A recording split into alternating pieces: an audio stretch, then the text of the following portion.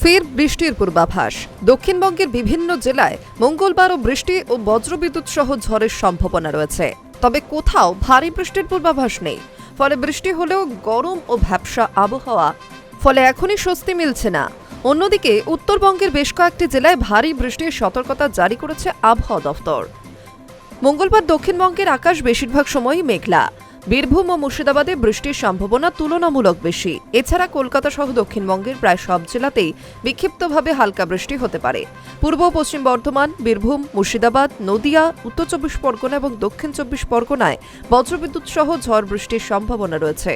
কোথাও কোথাও ঘন্টায় 30 থেকে 40 কিলোমিটার বেগে দমকা হাওয়া বইতে পারে। কিছু এলাকায় কালবৈশাখীর মতো পরিস্থিতিও তৈরি হতে পারে।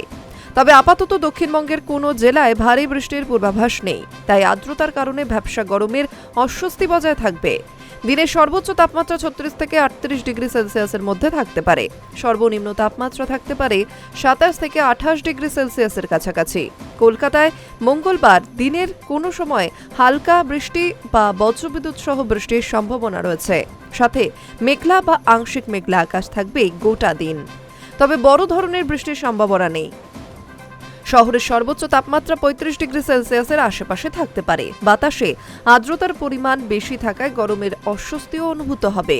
ফলে বৃষ্টি হলেও খুব একটা স্বস্তি মিলবে না। অন্যদিকে উত্তরবঙ্গে বৃষ্টির দাপট অব্যাহত থাকবে।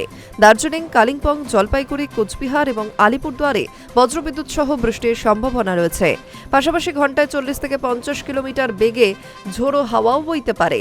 মঙ্গলবার জলপাইগুড়ি, আলিপুরদুয়ার এবং কোচবিহারে ভারী বৃষ্টির পূর্বাভাস থাকছে।